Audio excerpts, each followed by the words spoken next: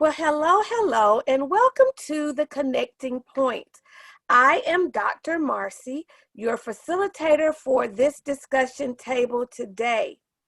And this is the place where creators connect, inspire, share ideas to hopefully change the world through raw, unedited talk.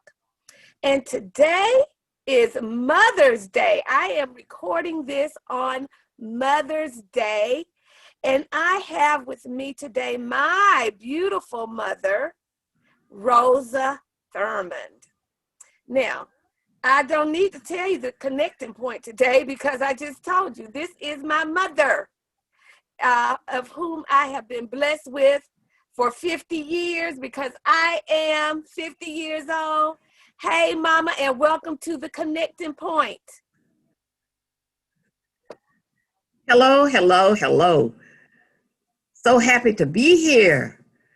And you know, I know there might be a little lag in sound because I will say this. Athens on the east side of town does not have good audio or internet service. That's something that they need to work on in Athens on the east side of town. Yes. Yes, the west side has good internet. Yes. But you know, I'm all for Athens and I'm just gonna say it. We don't have what we should on the east side now. AT&T, come on through. I'm just going to say that. And I think you can figure it out. Yeah. But it's good to have my mom here. And I will tell you this, I am so blessed to have such a sweet mother. My mother is, well, I'm gonna let my mom tell you herself. Mama, tell them where you grew up, what part of town of Athens, Georgia. They already know we're in Athens, Georgia. Tell them what part of town you grew up in. Okay. I was born and raised right here in Athens, Georgia. I was born in a little area called Newtown. And from there, we moved to the west side, which is to Rock Spring Homes. And I am a product of Rock Spring Homes and there for numerous years and owned to Paldo, which was an area, the projects. And from projects to a home, to where we are now, we moved to the east side of town. Now, I never would have thought I would have lived on the east side of town, being born on the west side of town. But we now reside on the east side of town, and we've been here for almost 50 years. We moved on this side of town when Marcy or Dr. Well, Mama, Marcy. You don't have to call me Dr. Marcy. We moved here when she was 18 months old, and we have resided here ever since. And we love it. This is our home, and our home has always hung on welcome hinges. You know, old folks used to say, when your home hangs on welcome hinges and God is in your home, nobody is a guest. Everybody is welcome. And that's what we do here at 150 Cone Drive where we live. Everybody's welcome. And you know, audience, I must say this. When I was growing up, you better keep on some clothes and keep your hair done, because somebody was going to be at the door. It could be as early as 8 o'clock in the morning. We had a dear family friend, Mr. Horace Fortson. You remember Mama? Yes. He has transitioned on to glory, but Mr. Horace Fortson, he would be here so early in the morning because he knew Mama had some breakfast. Plus, he was always trying to help the community. He had a plumbing service. He was an electrician. So anytime we needed help, he was there. And so I used to joke with him all the time. And I said, "Are you here again this morning?" He was a dear friend of my dad's. I said, "You here again this morning? Why are you here so early in the morning?" And so we would just have that camaraderie between the two of us. But I say that because I grew up, the door was always open. It is now. Yes, So, and yes, I mean, yes. our home was open to everybody in the community. My mom is a cook. The Athens community knows that she is going to cook, and if she has anything here, it is open to those who would come by. And so, Mama, can you talk a little bit about growing up and why you ended up such a good cook? Oh my goodness. It reminds me, I gotta say this. Mahogany, she says at Grand house, I have to put on clothes. I want to lay back and relax with my PJs on for a long period of time, but I can't do that at Grand's house because somebody's always ringing the doorbell. Mm-hmm. But as a child, my mother did day work. So she had to leave going to do her job early in the morning. And my daddy, he had some medical issues, so he couldn't go out working like my mom. But I had siblings. There were six siblings under me. No, five. And when my mama went out to work every day, I had a responsibility of getting my brothers ready to go to the daycare or go to school. And I had to learn to cook. And at 8 years old, can you imagine leaving your children with an 8-year-old? That was the role I played as a child. I had to do what I had to do and what my parents expected me to do. Along with that, with my siblings, I also was out babysitting in the neighborhood. And just recently, I talked to one of the young men that I babysat for. And I laughed at him. That was just this past week. I told him, I said, can you imagine me taking care of your mama and daddy, leaving you all with me at 8 years old? I said, I could not dream of leaving my children with an 8-year-old nowadays. But I was that person in the projects in Rock Spring Homes. I'll never forget it. I babysat for 5 different couples. And I was 8 years old. I began at 8 years old. And even though we stayed right there in the neighborhood, if something went wrong, I could always run to mama or daddy and tell them something is wrong, and they would come to the rescue. But I had to do what I had to do, and it brought in a few dollars for me. And coming from a family, it was 8 of us. Coming from a family with 8 children, my mom and daddy was limited on what they could provide for us. They provided a home, they provided food and shelter. You know, that we had all of our basic needs, but there were some things that I really, really wanted. And I never will forget, one of the people that I was babysitting for, he had a motorcycle accident and he got hurt real bad. And Lorenzo Ward, that was his name. And I was their babysitter. And out of that, monies that he got from that accident, I never will forget. He and his wife, Stale, spent $96 to buy me some clothes and shoes. That I will never, ever forget. And I was so happy that I had brand new clothes and brand new shoes. And just think, $96 won't go anywhere nowadays. But then Lorenzo and Stale made sure that they bought me some clothes and shoes out of the monies that he got for that accident that he was in. And I was so appreciative. But that is why I became the person that I am today. And at 10 years old, I was making homemade biscuits. I had to learn how to cook at a very, very early age. And my daddy was a master at cooking game. Goat, deer. Yeah. All those different kinds of game.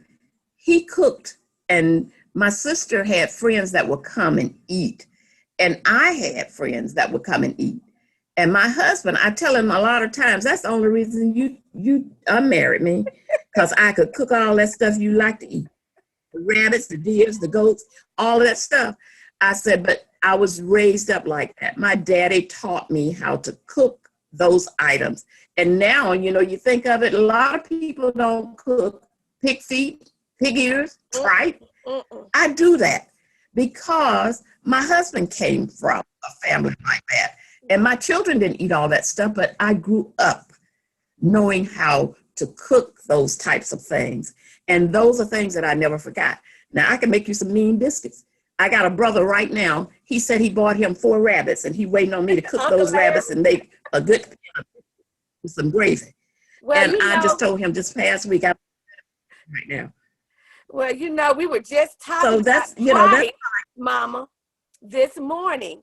And a lot of people don't know what tripe is, but it is very good when it's fried up. Yeah, I'm a born country girl, and I don't do the pig feet and the pig ears. I cannot.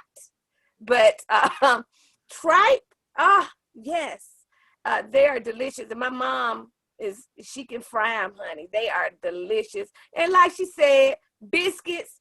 I grew up on biscuits because my grandmothers also made them. And I'm the type of mother who gets up early in the morning. I get up at the crack of dawn in 4:30ish, 5. And part of my routine I get from my mother and my grandmothers. And my routine is I get up, I pray, and I get to cooking breakfast. If I don't cook any meal that day, you better believe they are going to get a hot breakfast. And so, Mama, I thank you for putting that in me, because I know a lot of people who don't get it. They don't get it. A lot of children don't get that. Well, you know, that's so true. And, you know, when I got married at an early age, and I had my 2 children at an early age. And my husband was accustomed to those types of things. And it just fell into place. It just fell into place because that was what I was accustomed to. And when I married him, I continued with that. And it's almost like I never had a teenage life. It's almost like I provided for my siblings and went right on into housekeeping, providing for my husband and my family. And it has continued on. My husband and I have been married now, if this year, if we make it until July the 23rd, we will have been married 54 years. Yes. That's a lifetime, people. Mm-hmm. That's a lifetime. But you know, we took our vows seriously. In sickness and in health, for rich or for poor, for better or for worse. So as a result, we have created a home environment.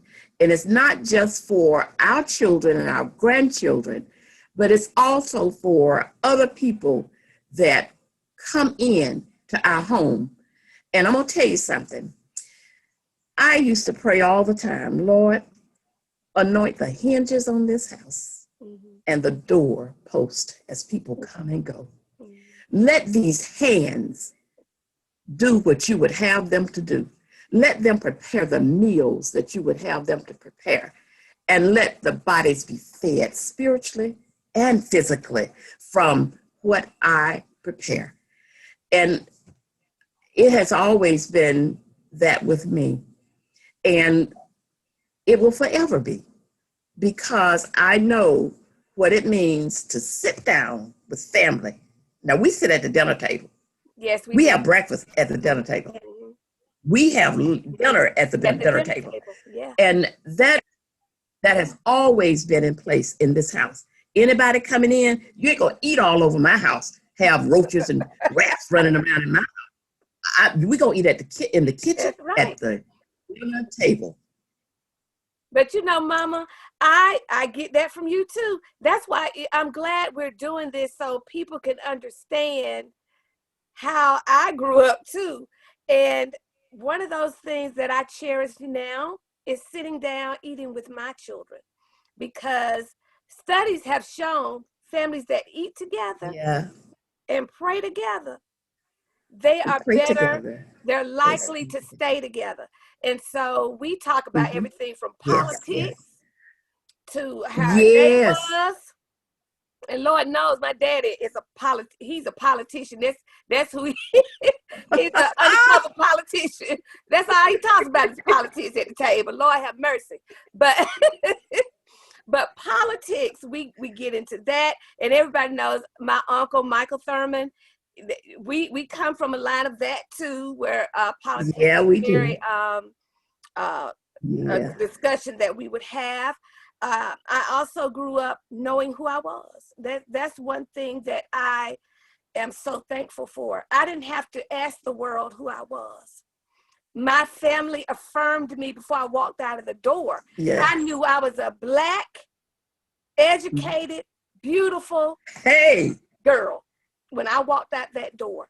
And I still Yes. know it Yes. today. So, you know, and I am just thankful that I had that foundation. I tell so many people I had a balanced lifestyle. One side of my family, which is Yeah. my mama's side of the family, we like to party. Yes, we do. And we like to have Yeah. fun. They entertain. Yes, we do.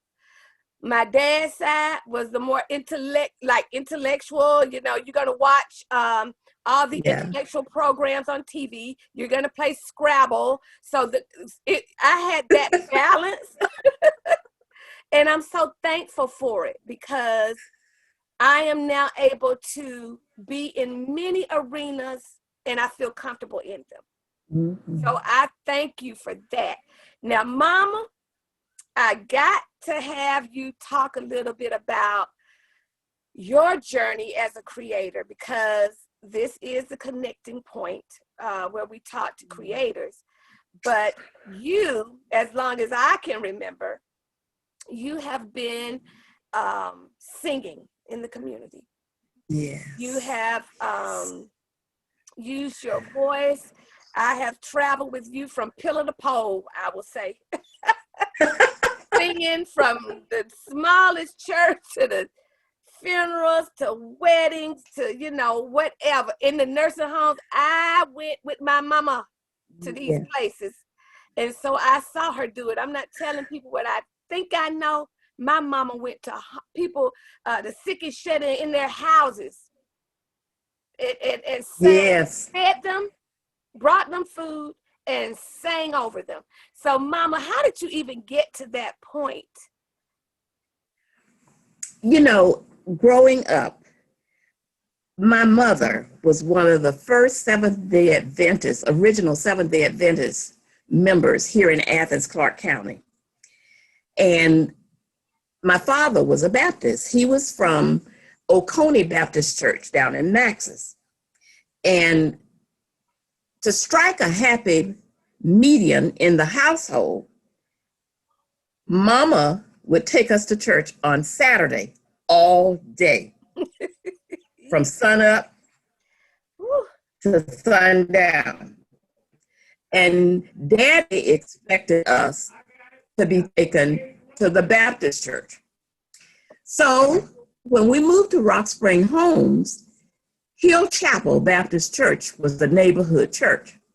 So my mother, at age 10, my mother said, now that you're at the crossroads, now you need to decide. She gave all of us a choice.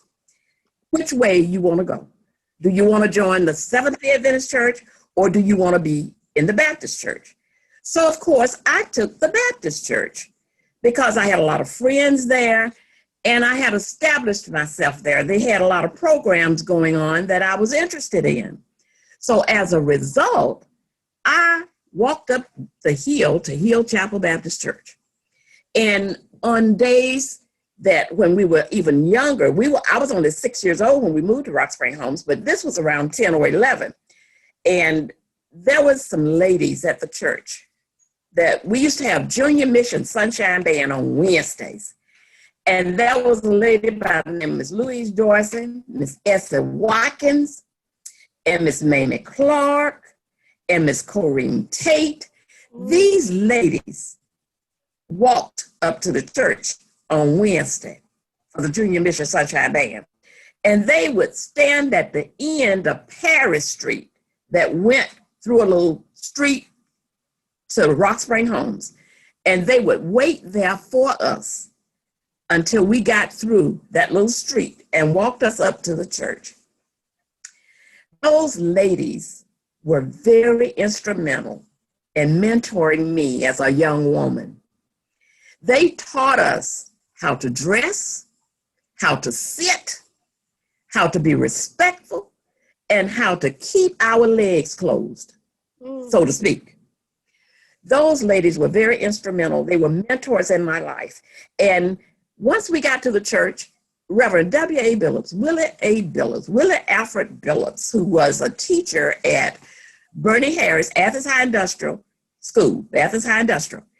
And he was the pastor at Hill Chapel, but he was a teacher in the music arena and basketball coaching. Yeah. Oh, honey. I was under his leadership for 27 years. And you're talking about a powerful leader and a teacher that genuinely loved us as children. Mm-hmm. And he taught us. And as I grew, my horizons became wider and wider and wider. And when I had my children, they came up under Reverend Billups. Mm-hmm. And I know that I was worried about you and which road you were going to take as far as college was concerned. I didn't too much worry about entry. I know he was just going to follow suit. He was going to do whatever because he really didn't want to go to college at all. But we pretty much pushed him into it. Although we pushed him into it, he let us know this ain't what I want to do. After 2.5 years, he decided he just quit. Mm-hmm. But with you were brought up under the auspices of Hill Chapel Baptist Church, Reverend W.A. Billups, in the music arena. Yes. And so many times you didn't want to go to piano practice. Lord have mercy. You didn't want to go to dance. Because it was on Saturday morning. All of my friends. You just didn't want to go. Things. But you were going. If I didn't take you, your daddy took you. And then when Entry decided he wanted to go into the football arena with his father, that pleased his father 100%, I became the first African-American cheerleader coach for the AYO team. I remember. So if I'm going to be the cheerleader coach, my daughter's going to be one of these first Black cheerleaders. Yeah, so I did that. Mm-hmm. And there were so many so many doors that were open that I look back on. And, people tell me now, why didn't you write all this? Why don't you write all this stuff down? I said, my children know, but they said, you need to write it down. You need to have a biography of those things that you've done written down. But my plight has always been working with people and with children. And at Hill Chapel, we had a youth choir at Hill Chapel under the leadership of some more ladies that didn't last long. But Rumbill said one day, he said, would you be interested in working with the youth? And I said, yes. So I made it happen. He made it happen. And I had an accomplice, Eleanor Fortson. Mm-hmm. She worked with me. She didn't do no teaching the songs, but she was there as a support person. She supported me, and she was there. I don't care what, rain, sleet, or snow. So she was always there to support what we were doing. And then I had some good parents, Priscilla and Frank Minifield, and Biffy Eberhard, and we had so many parents that were 100% supporters of their children. Mm-hmm. Yes, that Audra Smith, Monica Smith, mama, all these folks had their children in the youth choir. We had a youth choir. I don't know. I look back. We had a youth choir reunion. Greg Hull wanted to have a youth choir reunion. And he had a lot of names, but I told him, I said, you know what, Greg? I got over 300 names of children who were youth choir members before all of this other stuff came about. Mm-hmm. I got paperwork where they paid 2-cent dues one penny dues in their own little handwritings. Mm-hmm. And that I still have all that information. But these children came up through Hill Chapel Baptist Church youth choir. And to this day, I look back at those children, they're adults, they have children, and their children have children. Yes. And I still love them, and I still are in contact with a lot of them, and I love them, and I will love them till my head gets cold. And when it gets cold, I want you to put some heat on it so I can remember some of this stuff. But I tell you, Hill Chapel has been my home. And those children have been my life. I said, God placed those children in my life to keep me out of trouble. Mm-hmm. Did you hear what I said? It kept me busy. I was busy working with the children, and that's what made me happy. That's what brought me so much joy. And as time went on, through Reverend Barnes, I stopped working with the children.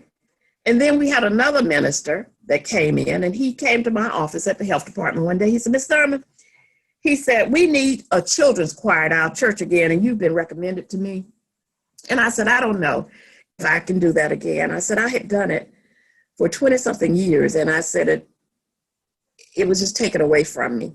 He said, well, we need you to work with our children again. We got too many children that's not doing anything, and they need something to do. And I feel like singing is one way to get these children back into sync.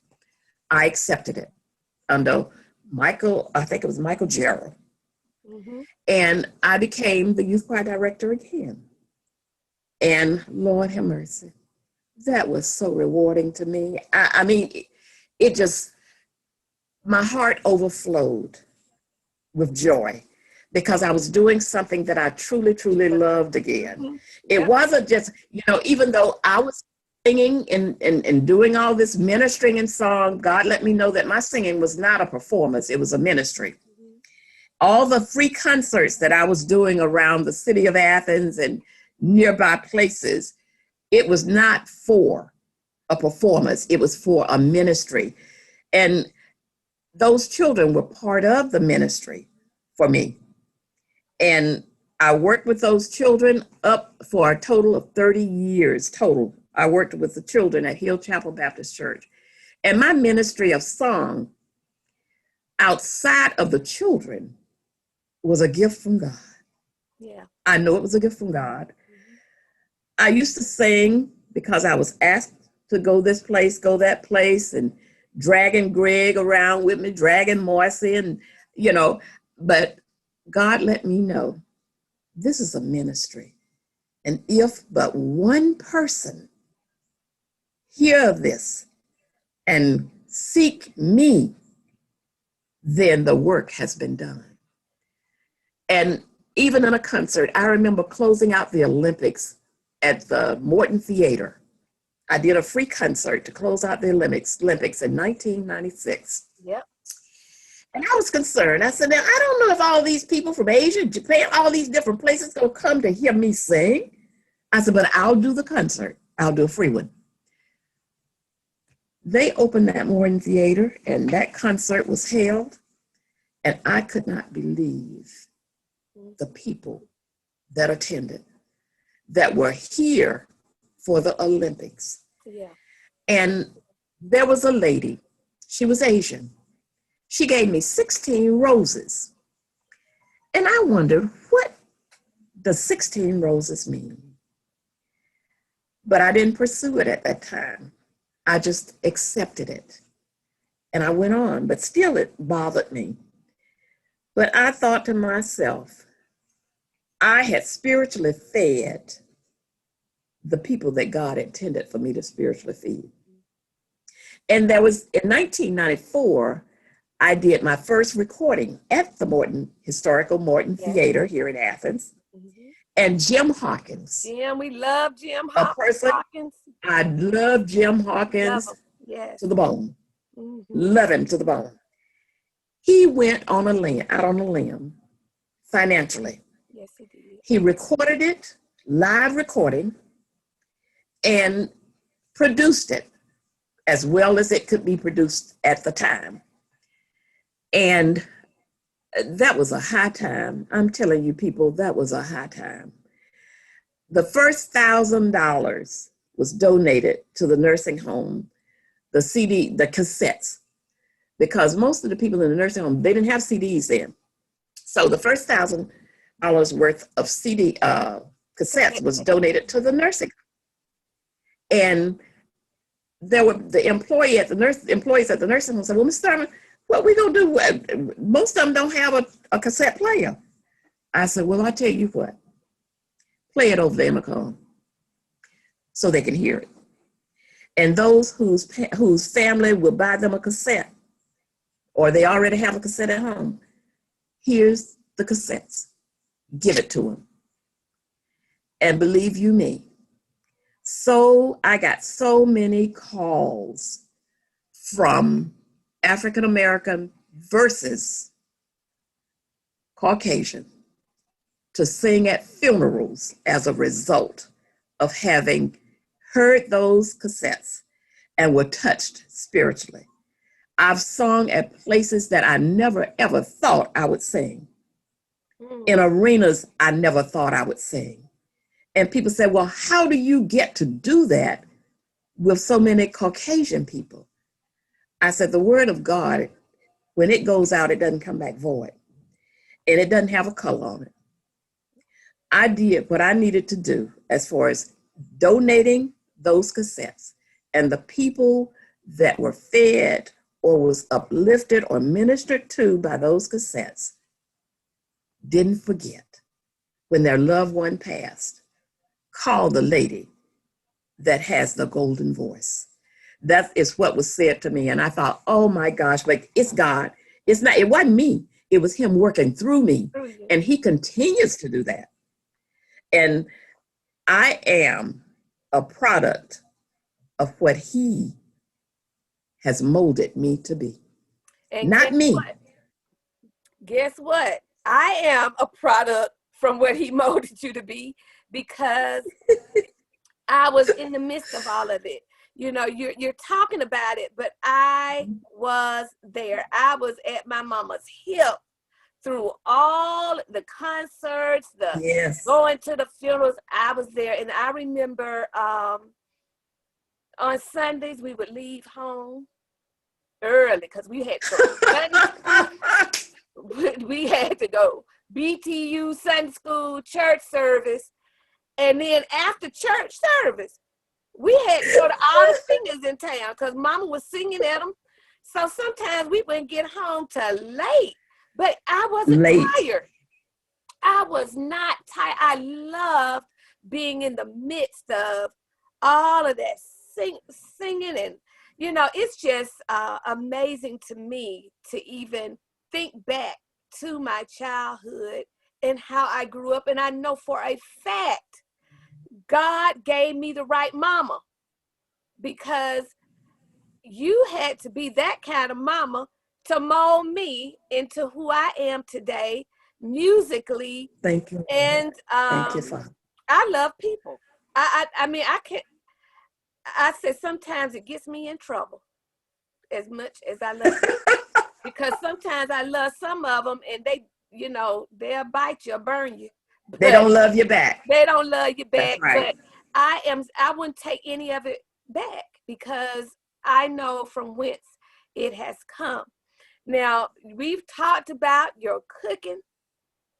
We've talked about your singing. And now you have reached another stage in your life. And we've had the conversation many times about purpose. Okay? You have been operating in your purpose for years. I know it because I witnessed it and I was a part of it. But now, in these years now, where do you see yourself? Which direction do you see yourself going in now in terms of your creativity? You know, I think about it,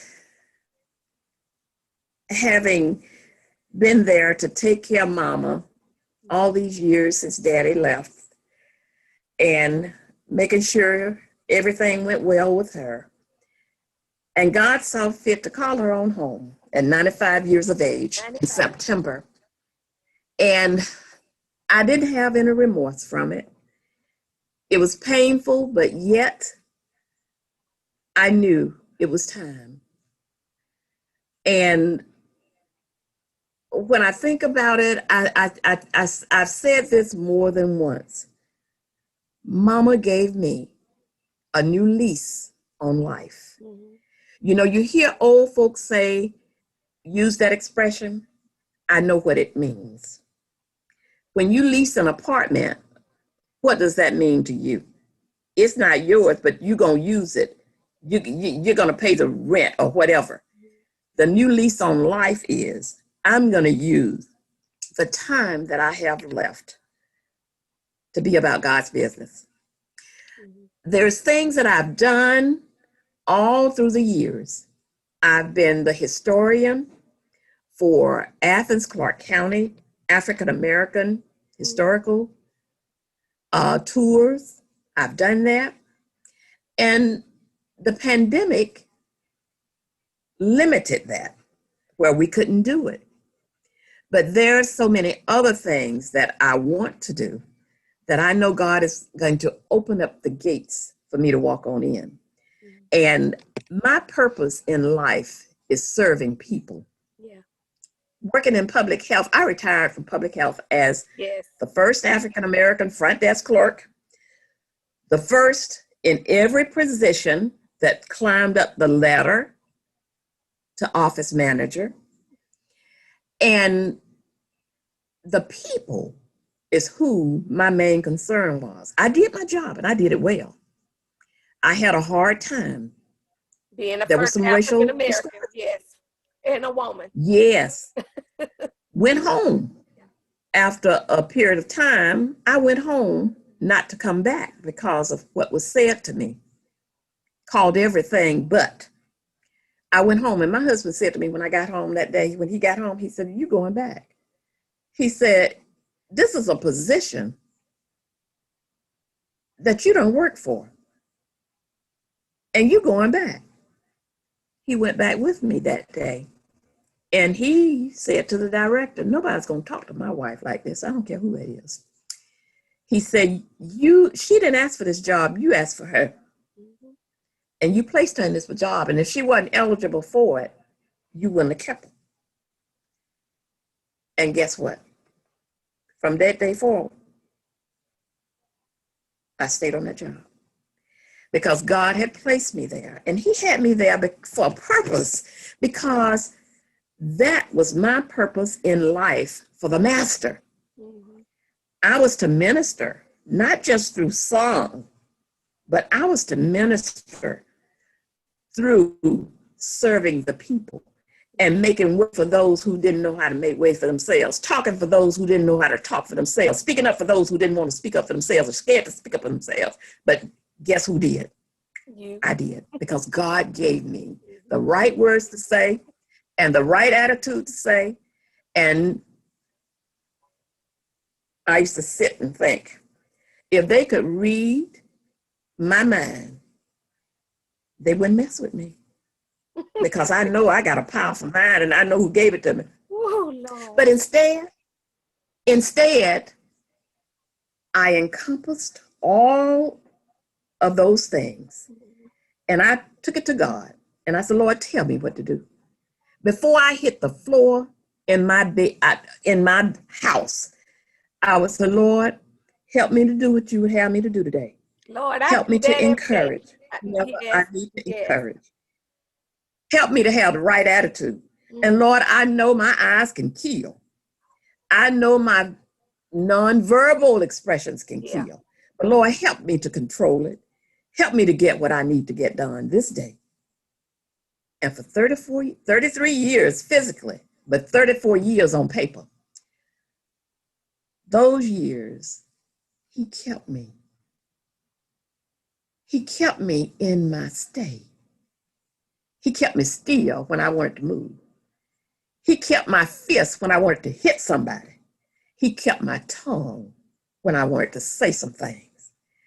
And the thing about knowing who God is and him knowing who you are, you ask him for what you need and he will give it to you. You ask him for what you want and he will do that too. There's a song that I used to sing all the time, one day at a time.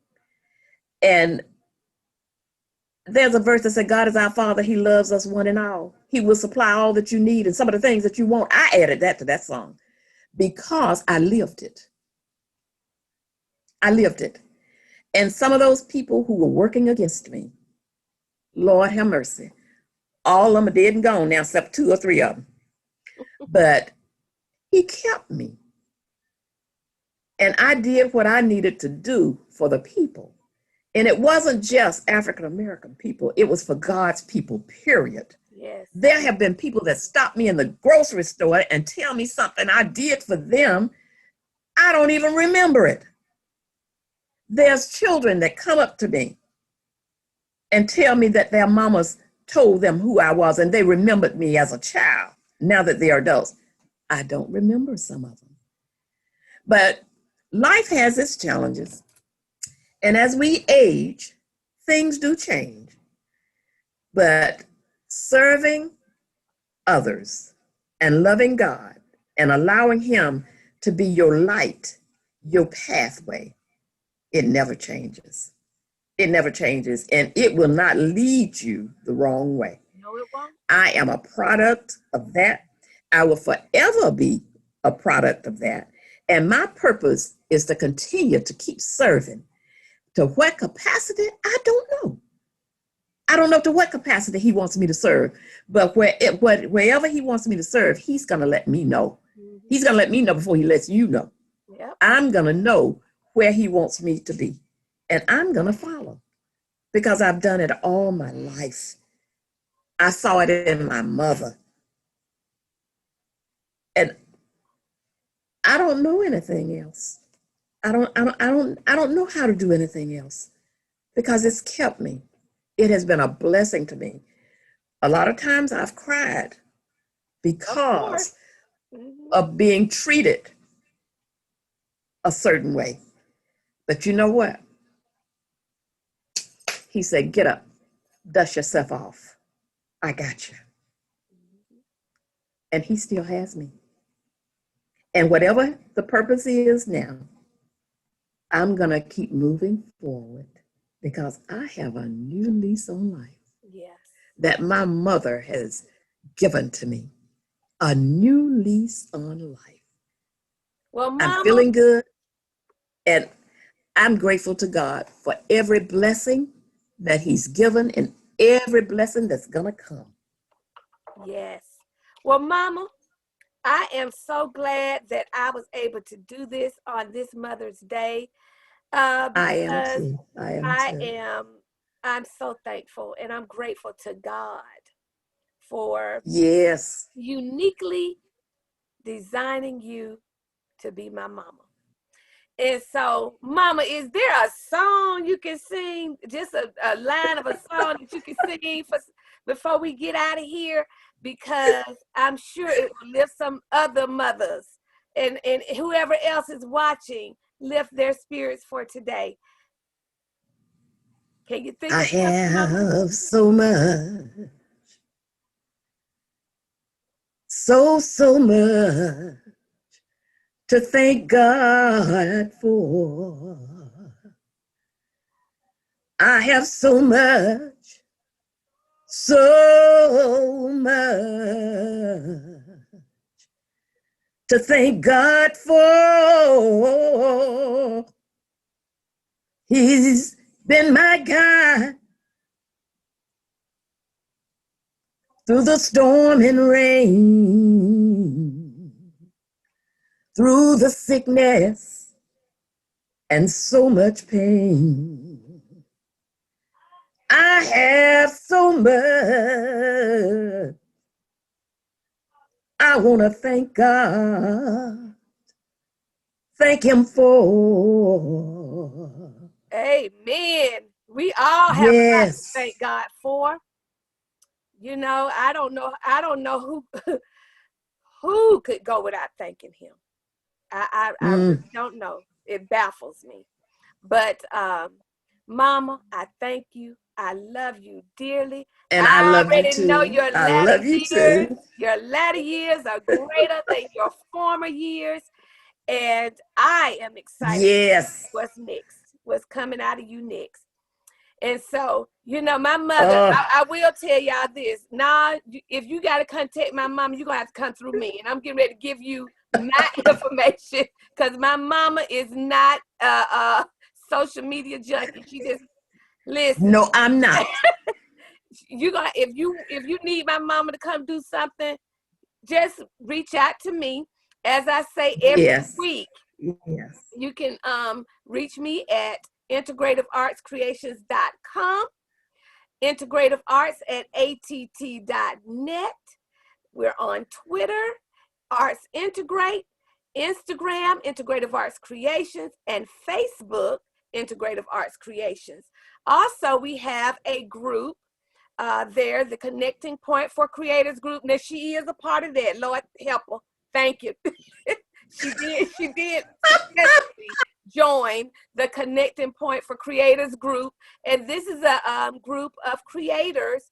We're like-minded people. It's a platform for those who are creating in any area, whether it's cooking, writing, singing, dancing, being a mechanic, whatever your area of creativity is, that's the place you want to connect with other like-minded people. We just come so we can celebrate each other there.